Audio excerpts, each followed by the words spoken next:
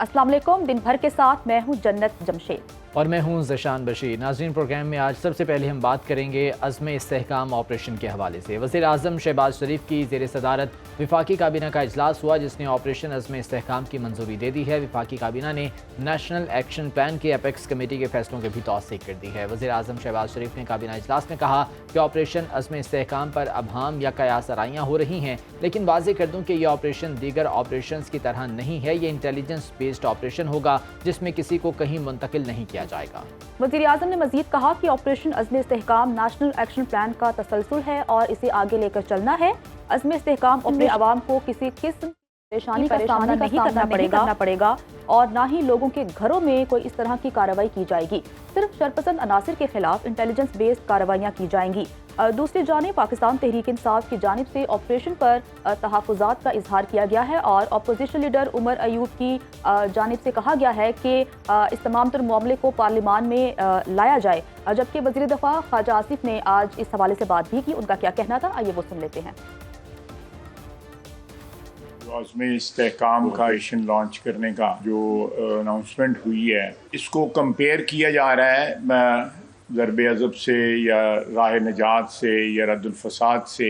ये भी टेररिस्ट के ख़िलाफ़ ऑपरेशन इंशाअल्लाह ताला इसका आगाज़ किया जाएगा। चारों चीफ मिनिस्टर मौजूद थे, किसी ने मुखालफत नहीं की। इसके कोई सियासी जो है अज़ाइम नहीं है इस ऑपरेशन के। सिर्फ जो दहशत गर्दी की बढ़ती हुई एक लहर पिछले चंद माह से चल रही है, हम उसका मुकाबला करना चाहते हैं और उसको ख़त्म करना चाहते हैं। JUI या ANP या PTI की तरफ से जो तशवीश का इजहार किया जा रहा है, वो उनकी तशवीश को जो है हम ज़रूर एड्रेस करेंगे। तो वज़ीर दिफा ख्वाजा आसिफ साहब की गुफ्तगू आपने सुनी। इन इस तमाम तर मामले पर बात करने के लिए हमारे साथ मौजूद हैं दिफाई तज्ज़ियाकार ब्रिगेडियर रिटायर्ड वकार खान साहब। सर, बहुत शुक्रिया दिन भर को वक्त देने के लिए। सर, कहिएगा कि अगर हम बात करें अफवाज की जानिब से इन ऑपरेशंस की, तो माजी में भी इस तरह के ऑपरेशंस किए गए हैं। सन 2014 में भी ज़रब अज़्म के नाम से ऑपरेशन किया गया था, लेकिन उस वक्त शुमाली वज़ीरिस्तान में TTP, अलकायदा और दीगर जो शिद्दत पसंद तंजीमें थी वो मुनज़्ज़म थी और वहाँ पर हुकूमती रिट नहीं थी।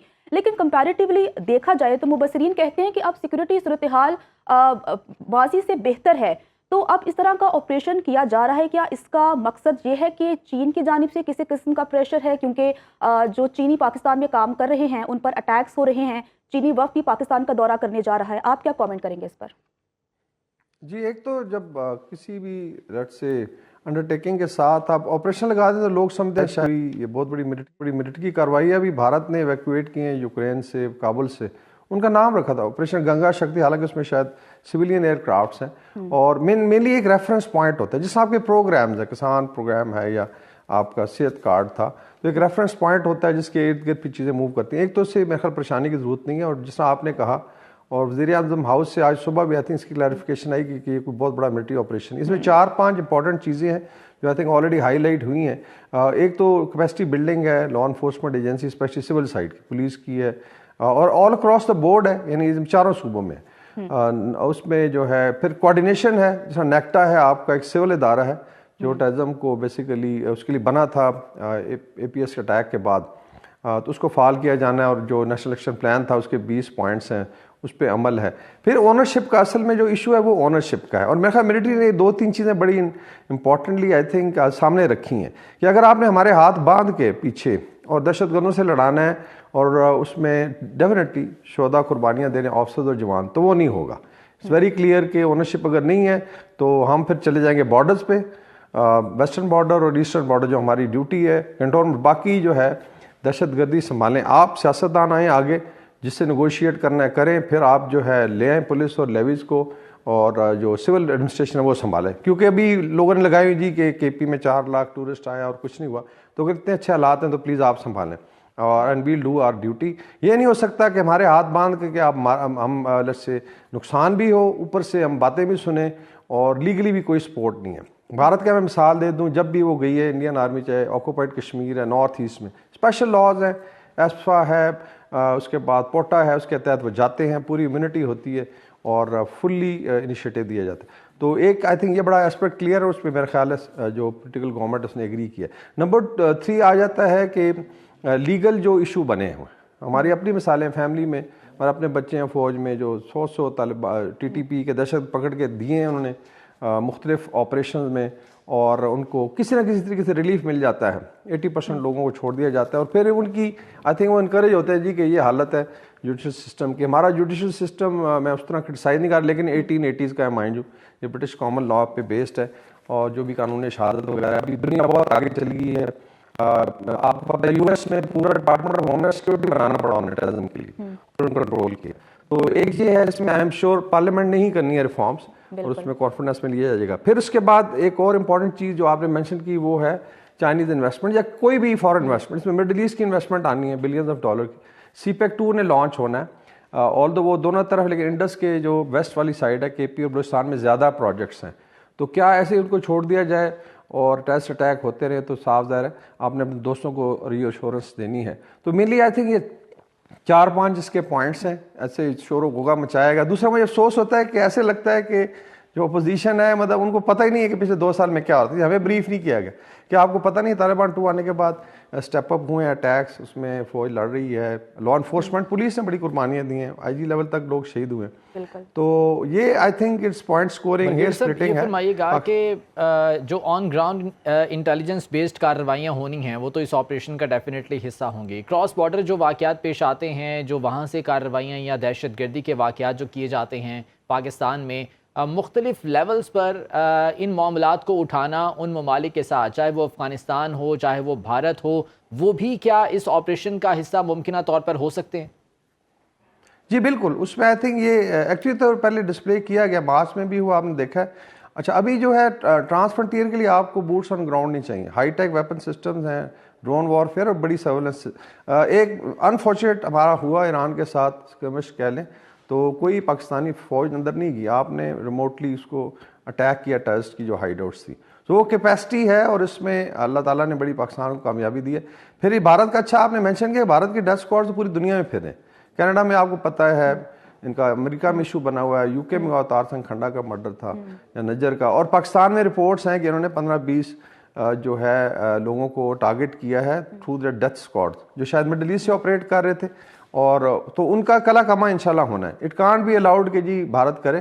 جو اندر جواب دینا ہے وہ پھر اس پہ میں ڈسکس نہیں کرتا کس طریقے سے بھارت کے اندر جواب دیا جائے گا. اس حوالے سے تو آپ نے ہمیں بتا دیا سر. اس طرح کی خبریں بھی آ رہی ہیں جس طرح سے ریسنٹلی سانحہ سواد پیش آیا، تو کیا آپریشن عزم استحکام جو ہے وہ اس تمام تر معاملے کو بھی ٹیکل کرے گا، یا اس کے انڈر ان شدت پسندوں کے خلاف بھی کوئی کارروائی ہوگی؟ جی اگر آپ نیشنل ایکشن پلان پڑھ لینا، اس کے میں 20 میجر پوائنٹس ہیں، شاید زیادہ ہوں جو سب پوائنٹس ہیں.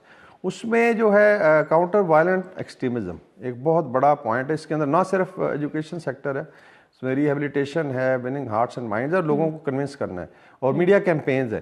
تو کیونکہ یہ سارا وائلنٹ ایکسٹریمزم کا رزلٹ ہے، یہ مطلب پرسے ٹیررزم نہیں تھا. جس طرح آپ نے دیکھا کہ لوگ کسی شخص کو بھی پبلک ٹرائل کر کے زندہ جلا، اٹس ویری انفارچونیٹ. سال میں 1-2 دفعہ ہوتا ہے پورے پاکستان کی. آئی تھنک آپ کہہ لیں کہ جگنسائی بھی ہوتی ہے اور بدنامی ہوتی ہے. تو آئی تھنک یہ ساری چیز نیشنل ایکشن پلان کے تحت آلریڈی 2014 میں اس پہ کمپریہنسو امپلیمنٹیشن کا ایشو ہے، اونرشپ کا ہے. تو یہ چیزیں بھی کور ہوں گی. اس کو بڑے سٹل طریقے سے جس طرح ہمارا چینل ہے وہ کرتا ہے، اس طریقے سے میڈیا میں، اکیڈمیا میں، اسٹوڈنٹس کے ساتھ، اور عوام کو بھی ایجوکیٹ کیا جائے گا. بالکل ٹھیک ہے. آپریشن عزم استحکام کی آج وفاقی کابینہ نے منظوری دے دی ہے، اور اب دیکھنا یہ ہے کہ اس طرح کو کس طرح سے آگے لے کر جایا جاتا ہے، کیونکہ پاکستان تحریک انصاف کی جانب سے ابھی بھی تحفظات ہیں. ہمارے ساتھ بریگیڈیئر ریٹائرڈ وقار خان صاحب موجود ہے. سر بہت شکریہ وقت دینے کے لیے. دن بھر میں آگے بڑھتے ہیں اور بات کر لیتے ہیں کہ نون لیگ نے بجٹ کی منظوری کے لیے پاکستان پیپلز پارٹی کو رام کر لیا ہے. وزیر اعظم کے سیاسی مشیر رانا ثناء اللہ کا کہنا ہے کہ پیپلز پارٹی کے ساتھ معاملات طے کرنے کے لیے طریقہ کار طے کر لیا ہے. رانا ثناء اللہ نے اس بات کی تصدیق کی ہے کہ پیپلز پارٹی نے پنجاب کے لیے 9 نکات پیش کیے، جس کمیٹی بنا دی گئی ہے. دوسری جانب آئندہ مالی سال کے بجٹ پر اتفاق رائے کے لیے قومی اسمبلی کے اجلاس میں بلاول بھٹو زرداری نے کھول کر باتیں کی ہیں. بلاول بھٹو کا کہنا ہے کہ نیب پولیٹیکل انجینئرنگ کرنے کا ادارہ ہے، اس کا خاتمہ ہمارے منشور کا حصہ ہے. نیب کے خاتمے سے بزنس کمیونٹی اور معیشت کو فائدہ ہوگا. انہوں نے کہا کہ وفاقی ترقیاتی بجٹ مل کر بنانے پر عمل نہیں کیا گیا. ہمیں ایسی پالیسیاں لانا ہوں گی جس سے ٹیکس اور ریونیو میں اضافہ ہو. آگے بڑھنے سے پہلے پرانے وعدوں پر عمل کرنا ہوگا.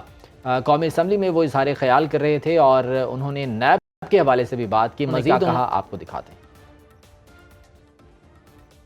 ہر بجٹ جو ہے وہ انڈائریکٹ ٹیکسیشن پہ زور دیتا ہے اور انڈائریکٹ ٹیکسیشن کا نقصان جو بوجھ ہے وہ عام آدمی اٹھاتا ہے. مہنگائی میں کمی آ رہی ہے اور امید ہے کہ اس مہنگائی کی کمی کو عوام محسوس کریں گے, عام آدمی محسوس کریں گے. افسوس کے ساتھ ہم سب جانتے ہیں کہ نیب اور پاکستان کی معیشت ساتھ ساتھ نہیں چل سکتی. یہ ہم سب کی منشور میں موجود ہے, میرا تو کب سے, آج کل تو آپ کی منشور میں بھی ہے کہ ہم نے نیب کو ختم کرنا ہے. ایک ایسے پالیسی لے کر آنا پڑے گا جو کہ کامیاب بھی ہو اور جس کے نتیجے میں نہ صرف ہمارا ٹیکس بیس میں اضافہ ہو مگر ہمارا ریونیو میں اضافہ ہو. 17-18 جو وزارتیں ڈیوالو ہونا چاہیے تھے اور اب تک ڈیوالو نہیں ہوئے. مزید ڈیولوشن پہ بات کرنے سے پہلے یا دوسری چیزوں پہ بات کرنے سے پہلے جو پرانے وعدے ہیں اس پہ تو ہم عمل درآمد کریں. ٹھیک ہے, بلاول بھٹو زرداری کی گفتگو آپ نے سنی. اس تمام تر معاملے پر بات کرنے کے لیے ہمارے ساتھ موجود ہیں سینئر تجزیہ کار پی جے میر صاحب. سر بہت شکریہ وقت دینے کے لیے. سر کہیے گا کہ آج نون لیگ کے سینئر رہنما رانا ثناء اللہ صاحب نے تو کہا ہے کہ پاکستان پیپلز پارٹی کو منا لیا ہے اور کمیٹی بھی بنا دی گئی ہے. اگر ہم پاکستان پیپلز پارٹی کے تحفظات پر بات کریں تو انہیں نچکاری کے حوالے سے جو قومی اداروں کی نچکاری ہے اس پر انہیں تحفظات تھے اور ساتھ وہ پنجاب میں ایک سپیس چاہ رہے تھے جو انہیں نہیں مل پا رہی. تو آپ کو لگتا ہے کہ جو کمیٹی تشکیل دی گئی ہے وہ فائدہ مند ثابت ہو سکے گی یا صرف ایک رسمی کارروائی ہے؟ نمبر 1 یہ تو نا اتفاقی اتنی ہے, ابھی آپ نے بلاول کا بتایا ہے, تو ان کا تو ایک اسٹیٹمنٹ تھا کہ we'll sing together and we'll swim together but we won't die together. The question is کہ ہر بندہ جو ہے اپنا پولیٹیکل موٹیو لے کے آگے چل رہا ہے. ہم نے اس کو اگر آپ سائڈ پہ کر لیں تو ہمارے سارے سولوشنز ٹھیک ہو سکتے ہیں. But the problem is جو آپ نے سوال کیا ہے کہ ابھی آپ ایک کوئی چیز لے کے آتے ہیں, ابھی آپ نے وہ جو دہشت گردی ہے اس کے متعلق آپ نے بات کر رہے تھے, آپ مجھے بتائیں کیا ہم کوئی پولیٹیکل پارٹی ایک کا پیج پہ ہے؟ انفارچونیٹلی نہیں ہے. ہر بندہ اس کو آپ کا نیشنل پولیٹیکل سکورنگ ہو جاتی ہے. تو جب آپ پولیٹیکل سکورنگ لے جاتے ہیں تو آپ کا جو بیسک فوکس ہے آن یور پولیٹیکل ایجنڈا وہ ڈی فوکس ہو کے and you are talking something different which is not in the national interest. ہم نے بات کرنی ہے نیشنل انٹرسٹ کی. جب آپ اور میں ایک ٹیلی ویژن پہ ہم بات کر رہے ہیں, ہم نے بات کرنی ہے کہ پیپل کی ڈیلیورنس کیا ہے, پیپل کے بینیفٹس کیا ہیں اور فیوچر کے اندر لوگوں کو ملے گا کیا. ہم تو رو رہے ہیں ایک پولیٹیکل فیلئر کی وجہ سے. دوسرے وہ گنڈا پور صاحب ایک اور کوئی بات کر رہے ہیں, تو ہمارے اندر اتنی وہ ایک پولیٹیکل ڈیسیڈنسی ہو گئی ہے کہ ہم آگے نہیں بڑھ رہے. ہمیں آگے بڑھنا ہے, مل جل کے بڑھنا ہے, and that is the only way forward. اب جو اسمبلی کے اندر آپ دیکھ رہے ہیں, اگر کوئی بھی بات کرے گا, اسحاق ہو یا کوئی بھی ہو, وہ دوسرے دن ہم نے سنا وہ کیا کہتے ہیں, وہ تارڑ صاحب جو لا منسٹر تھے فارمر, ہاں جی تن کے رکھ دو ان کو. یار یہ آپ خدا کے لیے you are in august house, you can't talk like that. اور پھر ایک اور وہ پی ٹی آئی کے بندے نے پتہ نہیں غیر مناسب الفاظ استعمال کیے. بھائی آپ احترام کریں جہاں وہاں بیٹھے. آپ اور میں تو ہم یہاں ان کو دیکھتے ہیں اور اس پہ تبصرے کرتے ہیں, لیکن اگر اس طرح کی اگر آپ باتیں کریں گے, ہمیں تو یہ نان سیریس نظر آتے ہیں لوگ اکراس دا بورڈ. اور یہ پی ٹی آئی جو ہے اس کو چاہیے بھائی تم لون رینجر نہیں بن سکتے ہو, خدا کے لیے تم لوگوں کے ریپرزینٹیٹو ہو, لوگوں کے لیے آ کے کام کرو, مل کے کام کرو. ہاں اگلے الیکشنز میں جو ہونا ہے ہوگا, اور جو قانون اور یہ جو قانون دان ہیں یہ جو اپنے ڈیسیژنز دیں گے وہ دیں گے. But in the main time اب ملک کو تو وہ کہتے ہیں نا ایک اسٹیل میٹ میں مت ڈالو. تو ذیشان یہ پرابلم ہے ہماری اس وقت. ہم اس وقت بڑے گہرے ایک مصیبت میں پھنسے ہوئے ہیں. میں نے آپ کو شاید پہلے بھی پتہ نہیں وہ آئی ہے کہ نہیں آواز, میں آپ کو پہلے بھی کہا تھا ہم نے اتنی بوروئنگ کر لی ہے اور اتنی اوور سپینڈنگ کر لی ہے کہ ہمیں اب پیسہ کہاں سے لانا ہے. آپ نے جو 39 ٹیکسز اوپر لگا دیے, پیسہ تو وہاں سے آئے گا نا. نہ شہباز شریف نے دینا ہے, نہ اس عمران خان نے دینا ہے, نہ کسی زرداری نے دینا ہے. یہ پیسہ کسی نے نہیں دینا, یہ پیسہ آپ نے اور میں نے وائر ٹیکسز دینا ہے, انڈائریکٹ اینڈ ڈائریکٹ ٹیکسز. سو اچھی بات ہے ٹیکسیشن آپ لگاؤ, لیکن اتنی تو نہ لگاؤ کہ آپ کی قوم کی کمر ٹوٹ جائے. گریجول سلو ٹیکسیشن, ہارش ڈیفینیٹلی عوام کو پہلے ہی شدید مشکلات کا شکار ہیں, مزید مشکل میں آ جائیں گے. میر صاحب ایک اور بہت اہم پوائنٹ جو کہ بلاول بھٹو نے آج ریز کیا اپنی اس تقریر کے دوران, وہ تھا نیب کے حوالے سے کہ نیب کو ختم ہونا چاہیے, اور ہر کوئی انہوں نے کہا کہ یہ مطالبہ کر رہا ہے. پھر انہوں نے تحریک انصاف والوں کی جانب اشارہ کیا کہ آپ کے منشور میں بھی اب یہ شامل ہو چکا ہے. تو اس بارے میں آپ کا کیا خیال ہے؟ جی نیب ہمارے جیسے ملک میں نیشنل اکاؤنٹیبلٹی بہت ضروری ہے. آپ ان چیک چلے جاتے ہیں, اور معذرت کے ساتھ हमारे कोर्ट्स जो हैं 40-40 साल 50-50 साल उसके केसेस चल रहे हैं अभी तक। और क्या मतलब है कि हमारा लॉ इस तरह का है, ना वो शरिया लॉ है और ना ही वो एंग्लो सैक्सन लॉ है। हम तो इनके अंदर फंसे हुए हैं, हमें तो पता नहीं है, ना तीतर है ना बटेर है, और आपके एडजर्नमेंट्स और आपके डिसीजंस कोई नहीं आते हैं। तो बिल्कुल नैब आपकी एक इम्पोर्टेंट चीज है, पूरी दुनिया के अंदर है। आप सीरियस फ्रॉड ऑफिस SFO जिसको कहते हैं बरतानिया के अंदर है, और उसके हर जगह अकाउंटेबिलिटी है। हाँ, या तो हमारा इतना ईमानदार मुल्क हो ज़ीशान कि आज हमारी एंटायर कॉन्वर्सेशन किसी चैनल पे ले लो, हम किसकी बात कर रहे हैं? बेईमानी की, करप्शन की। आप कहीं भी देख लो, हमारी तो कॉन्वर्सेशन ही यही है। तो द क्वेश्चन इज कि जब आपकी कॉन्वर्सेशन यही है, हर बंदा टेंटेड पेंटेड है, तो फिर ये तो इनका तो चेक एंड बैलेंस तो चाहिए ना आपको। आप ईमानदारी से काम करें, आपको कोई परवाह नहीं है, ठीक है। आप करें, अकाउंटेबिलिटी काम करें। डेफिनेटली सर होनी चाहिए, लेकिन जो पॉलिटिकल इंजीनियरिंग की जाती है, जिसकी बात बिलावल भुट्टो ने भी की, वो डेफिनेटली नहीं होनी चाहिए। वक्त हमारे पास कम है, बहुत शुक्रिया पीजे मीर साहब हमारे साथ मौजूद थे और इस बारे में इज़हार ख्याल कर रहे हैं। दिन भर में वापस आएंगे ब्रेक के बाद आपको खुशामदीद कहते हैं और बात कर लेते हैं कि कराची मुनशियात फरोशी का जो है वो गढ़ बन चुका है और मुनशियात फरोशी को रोकने के हुकूमती दावे बेसूद हैं। सिर्फ 2 दिनों में पुरस्रार तौर पर मुनशियात के इस्तेमाल के बायस 17 अफराद जान की बाजी हार चुके हैं। मुमकिन तौर पर तमाम अफराद नशे के आदी थे। इतवार के रोज़ पुरस्रार तौर पर हलाक 3 अफराद की लाशें लियारी लाशारी मोहल्ले के MC ग्राउंड के फुटपाथ पर जो है वो पाई गई है और इस हवाले से तमाम तर जो है वो तहकीकात भी हो रही हैं। लेकिन अगर हम बात करें गर्मी की ज़िशान, तो गर्मी की शिद्दत में भी इजाफा हो चुका है और कराची में भी चिलचिलाती धूप और दिन में समंदरी हवाएं बंद रहने के बायस शहरी शदीद गर्मी से बेहाल हो चुके हैं। गुज़श्ता 2 रोज़ के दौरान सिविल अस्पताल कराची में हीट स्ट्रोक से मुतासरा 150 मरीजों को अस्पताल लाया गया। कराची में गुज़श्ता रोज़ हीट स्ट्रोक से 8 अफराद जान की बाजी हार गए, जबकि आज भी कराची में 35 मरीज जो हैं वो सिविल अस्पताल में एडमिट हुए हैं। जी हाँ, बिल्कुल। कराची में हीट वेव की वजह से लोगों का यहाँ पर बाहर निकलना मुश्किल हो चुका है और हस्पतालों में भी बेशतर मरीज़ लाए जा रहे हैं जो कि हीट स्ट्रोक का शिकार हुए हैं। इस हीट वेव की वजह से बुज़ुर्ग और बच्चे ज़्यादा मुतासिर हो रहे हैं। डॉक्टर्स का ये कहना है कि साए में रहें और पानी का ज़्यादा इस्तेमाल करें ताकि हीट वेव से बचा जा सके। इस हवाले से मज़ीद बात कर लेते हैं राव अफनान से, जो कि इस वक्त सिविल अस्पताल में कायम हीट स्ट्रोक वार्ड में मौजूद हैं। राव अफनान, बताइएगा मजमूई तौर पर सूरत हाल क्या है शहर में और सिविल अस्पताल में कितने मरीज़ हैं अब तक? गर्मी की लपेट में है और अस्पताल इंतज़ामिया के मुताबिक ताहाल जो है वो मजमूई तौर पर कराची में 9 अफराद जो है वो हीट वेव के बाइस जो है वो अब तक इंतकाल कर चुके हैं। 8 जो है वो सिविल अस्पताल में, जबकि 1 जिन अस्पताल के अंदर हीट स्ट्रोक के बाइस अमवात रिपोर्ट हुई है। डॉक्टर इमरान सरवर जो यहाँ के इंचार्ज हैं वो मेरे साथ मौजूद हैं। पिछले 2-3 दिनों में तो 50-60 पेशेंट हमारे पास आ रहे थे, लेकिन कल हमारे पास पेशेंट 115 के करीब पेशेंट आए, आज भी 50 के करीब आ गए। अगर हम देखें तो 250-300 पेशेंट हमने हीट स्ट्रोक के ट्रीट किए हैं। नो डाउट कि उनको हाइपरटेंशन ब्लड प्रेशर के साथ आए, लेकिन हीट स्ट्रोक की अलामत उसमें थी और सोडियम और इलेक्ट्रोलाइट्स की कमी उनमें मौजूद थी। अमवात की अगर आप बात करेंगे तो हमारे पास अमवात जो कल हमने नोट की हैं वो 8 अमवात हुई हैं। 6 दिन में हुई थी, 2 रात को। जो ब्लड प्रेशर का भी मरीज़ थे, उसमें एपिलेप्सी के भी मरीज़ थे, झटकों की बीमारी। लेकिन ये है कि उनके गर्मी के जो हीट स्ट्रोक की निशानियाँ हैं, हाई ग्रेड फीवर होना या नमकियात की कमी।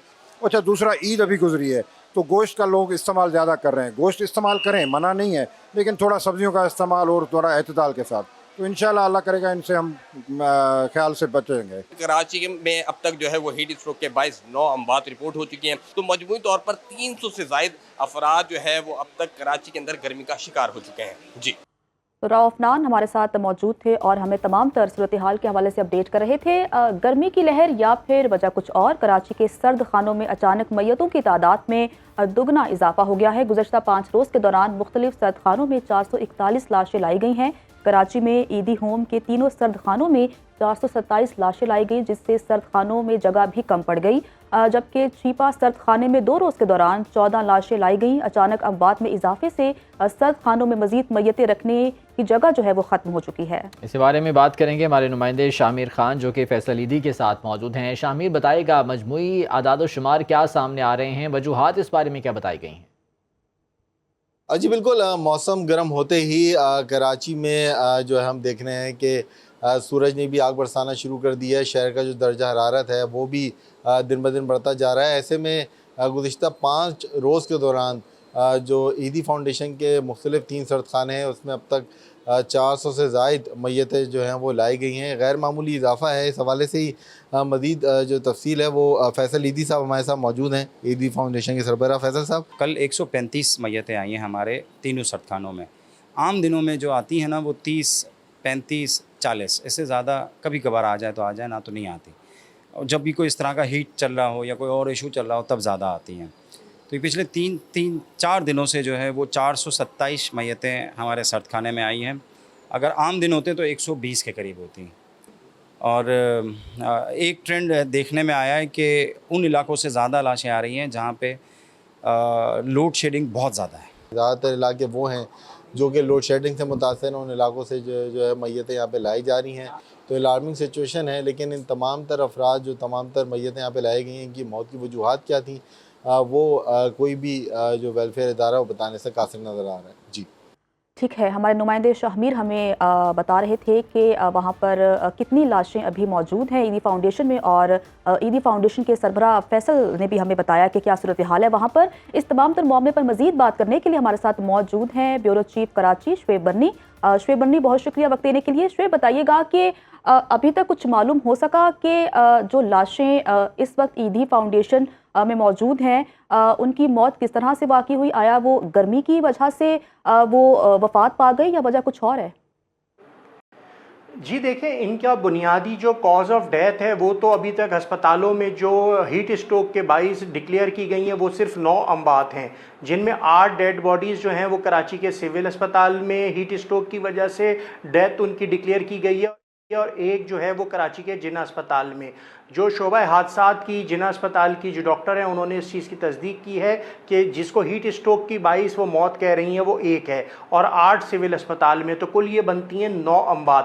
لیکن جس طرح ایدی اور چھیپا کے جو سرد خانے ہیں اور وہ جو سڑکوں سے لاشیں اٹھا رہے ہیں ان کی تعداد میں بہت زیادہ پچھلے 4-5 دن میں اضافہ ہوا ہے.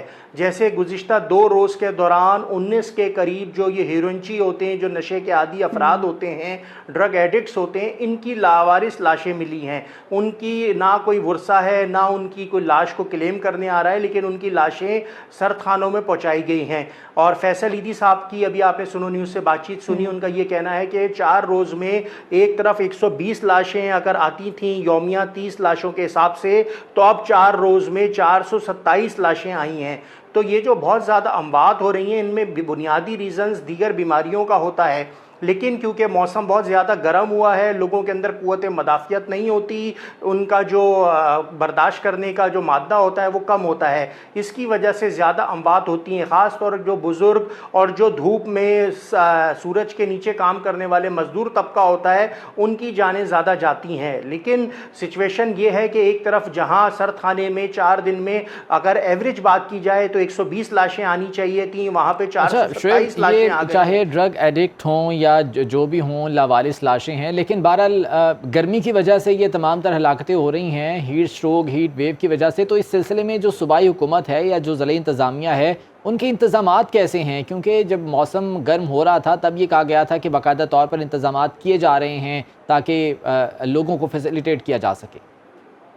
جی دیکھیں, ابھی تک گورنمنٹ کی سطح پہ تو کوئی اقدامات نظر نہیں آ رہے. ایدی, چھیپا, اس کے علاوہ JDC, مختلف فلاحی تنظیموں کے جو سرد خانے ہیں وہاں پہ اتنی گنجائش نہیں ہے کہ وہ اتنے لوگوں کو, ان کی میتوں کو امانتاً رکھ سکیں, کیونکہ یہ جو لاشیں مل رہی ہیں ان میں زیادہ تر لاوارث ہیں جن کے ورثہ نہیں ہیں. تو اس کے لیے ایک پروسیجر ہوتا ہے کہ پہلے بائیو میٹرک ہوتا ہے, نادرا میں ریکارڈ بھیجا جاتا ہے, بائیو میٹرک کا جب ریکارڈ آتا ہے اس کے بعد لاش کی شناخت کی جاتی ہے یا اس کا DNA سیمپل لیا جاتا ہے. وہ لاش کافی دن تک سرد خانے میں رہتی ہے اور وہاں تصویر بھی لگائی جاتی ہے, سرد خانے کے باہر کے کوئی ورثہ آ جائیں اس کو شناخت کر لیں تو ان کو وہ لاش حوالے کر دی جاتی ہے دستاویزات کی تصدیق کے بعد. لیکن کیونکہ یہ لاشیں نہیں کوئی لینے کے لیے آ رہا, تو ایسے میں ایدی اور چھیپا کے لیے یہ بھی مسئلہ ہو گیا ہے کہ ان لاشوں کا ڈسپوزل کیسے کیا جائے. اب یہ لاشیں سرد خانے میں رکھی ہوئی ہیں اور ایدی کے پاس اس وقت جو سرد خانے ہیں کراچی میں وہ 3 ہیں, ان کی اگر گنجائش ملا بھی لی جائے تو وہ 300 سے زیادہ نہیں بنتی. اسی طرح JDC کا سردخانہ ہے, چھیپا کا سردخانہ ہے, تو یہ سب بھی ملا لیں تو کراچی میں لاشیں رکھنے کے لیے 400 سے زائد لاشیں رکھنے کے لیے سردخانہ موجود ہے. اس سلسلے میں آگے آنے کی اور اقدامات اٹھانے کی ضرورت ہے, اور جو ہیٹ اسٹروک سے یا ہیٹ ویو کی وجہ سے ہلاکتیں ہو رہی ہیں, ڈیفینیٹلی اس سلسلے میں بھی اقدامات کرنے کی بے حد ضرورت ہے. بہت شکریہ, بیورو چیف ہمارے ساتھ موجود تھے اور اس بارے میں بتا رہے تھے. واپس آئیں گے ایک بریک کے بعد, ساتھ رہیے. بریک کے بعد آپ کو خوش آمدید کہتے ہیں اور اب بات کرتے ہیں کہ آزاد کشمیر کے دارالحکومت مظفر آباد میں اونچے پہاڑوں کی غیر قانونی کٹائی کا سلسلہ تھم نہ سکا. ایک طرف تو اس سے درختوں کی چوری کا رجحان بڑھ رہا ہے, تو دوسری جانب بڑے بڑے کرش پلانٹ سے پہاڑوں کی کٹائی سے اٹھنے والی دھول اور مٹی سے علاقائی لوگوں میں مہلک بیماریاں جنم لینے لگی ہیں. اسی بارے میں مزید بات کر لیتے ہیں. مظفر آباد سے ہمارے نمائندے کامران مغل ہمارے ساتھ موجود ہیں. کامران, انتظامیہ نے اس حوالے سے کوئی ایکشن نہیں لیا؟ جی بالکل, آزاد کشمیر کے دارالحکومت مظفر آباد اور اس کے گرد و نواح میں پہاڑوں کی کٹائی پر مکمل پابندی عائد کی گئی ہے, لیکن اس کے باوجود دارالحکومت مظفر آباد کے مختلف مقامات پر جو ہے ہیوی مشینری سے پہاڑوں کی کٹائی کا سلسلہ جو ہے وہ دھڑالے سے جاری ہے, جس وجہ سے جو شہری ہیں ان کو شدید مشکلات کا سامنا ہے. Supreme court of Azad Kashmir کی جانب سے واضح احکامات ہیں پہاڑوں کی کٹائی کے حوالے سے, لیکن اس کے باوجود جو پلانٹس مالکان ہیں ان کی جانب سے ہیوی مشینری استعمال کی جا رہی ہے جس سے پہاڑوں کی کٹائی کی جا رہی ہے. شہریوں کا کہنا ہے کہ انتظامیہ پلانٹس مالکان کو جو ہے پابند کرے کہ وہ جو مٹیریل ہے اس پر پانی کا چھڑکاؤ کریں, اور اس کے ساتھ ساتھ جو پابندی عائد ہے پہاڑوں کی کٹائی پر اس پر مکمل عمل درآمد کروایا جائے. جی ٹھیک ہے, کامران مغل ہمارے ساتھ موجود تھے اور بتا رہے تھے کہ وہاں پر کیا صورتحال ہے. مظفر آباد میں اونچے پہاڑوں کی غیر قانونی کٹائی کا سلسلہ جو ہے وہ شروع ہو چکا ہے, اور یہ بھی خبریں آ رہی ہیں کہ درختوں کی چوری کا رجحان بڑھتا جا رہا ہے. جی ہاں بالکل, آگے بڑھتے ہیں اور ٹھل کی بات کر لیتے ہیں, جہاں میٹھے اور صاف پانی کا mega project water supply scheme مکمل نہ ہونے سے شہری منصوبے کے تالابوں سے مچھلی پکڑنے لگے ہیں. محکمہ پبلک ہیلتھ اور میونسپل انتظامیہ نے تالابوں پر چوکیدار تو مقرر کر دیے, مگر چوکیداروں نے شہریوں سے مل کر میٹھا پانی سٹور کرنے والے تالابوں سے مچھلی پکڑنا شروع کر دی. آلودہ پانی پینے کے باعث شہری مختلف بیماریوں کا شکار بھی ہو رہے ہیں. مزید بتا رہے ہیں ہمارے نمائندے نبی بخش بلوچ جو اس وقت وہیں پر موجود ہیں. نبی بخش, بتائیے گا کہ وہاں پر کیا صورتحال ہے اور انتظامیہ کا کیا موقف ہے اس پر؟ بالکل, میں اس وقت موجود ہوں ٹھل کے واٹر سپلائی اسکیم پہ. 2012 میں سندھ حکومت کی طرف سے دی جانے والی کروڑوں روپے کی میٹھے پانی کی اسکیم تاحال مکمل نہ ہو سکا. 2013-14 میں اس کو ریوائز کر کے 1 ارب 10 کروڑ کا جو پروجیکٹ ہے وہ اس کو منظور کیا, تاحال وہ مکمل نہ ہو سکا, جس کے بعد ٹھل کے شہری گزشتہ 8-9 سالوں سے میٹھے پانی کے لیے سراپا احتجاج. ہمارے ساتھ ایک شہری موجود آئی, ان شہری سے مزید بات کرنے کی کوشش کریں. اس حوالے سے وہ کیا کہنا چاہتے ہیں؟ سر کیا کہنا چاہتے ہیں آپ؟ 2012 میں اس اسکیم کو منظور تو کیا گیا سندھ حکومت کی جانب سے, لیکن یہ اسکیم 12 سال گزرنے کے باوجود مکمل نہیں ہو سکی ہے. میں سمجھتا ہوں یہاں کے نمائندوں کی جو ہے وہ یہاں کے نمائندوں سمیت سندھ حکومت کی بھی نااہلی ہے, اور یہاں پر میونسپل انتظامیہ اور پبلک ہیلتھ کی بات کی جائے تو وہ بھی میں سمجھتا ہوں دور دراز تک نظر بھی نہیں آ رہی. ہاں جی بالکل, آپ نے ایک شہری کی بات سنی. شہریوں نے کہا کہ گزشتہ روز جو ہے سوشل میڈیا پہ ویڈیو بھی وائرل ہوئے جہاں پہ میٹھے پانی کے تالابوں میں جو دور دراز سے علاقے سے لوگ آ کے مچھلیاں پکڑتے ہیں. انہوں نے سندھ حکومت اور مختلف اداروں سے مطالبہ کیا کہ اس معاملے کا نوٹس لے کر ٹھل شہر کے لیے میگا پروجیکٹ ہے اس کو منظور کیا جائے. جی, پینے کا صاف پانی ایک بنیادی ضرورت ہے, لیکن یہاں پر لوگوں کو اس کے حصول میں بھی مشکلات کا سامنا ہے. دیکھنا یہ ہے کہ انتظامیہ کی جانب سے اس پر کیا ایکشن لیا جاتا ہے. آج کے پروگرام سے کل پھر ملاقات ہوگی. خدا حافظ.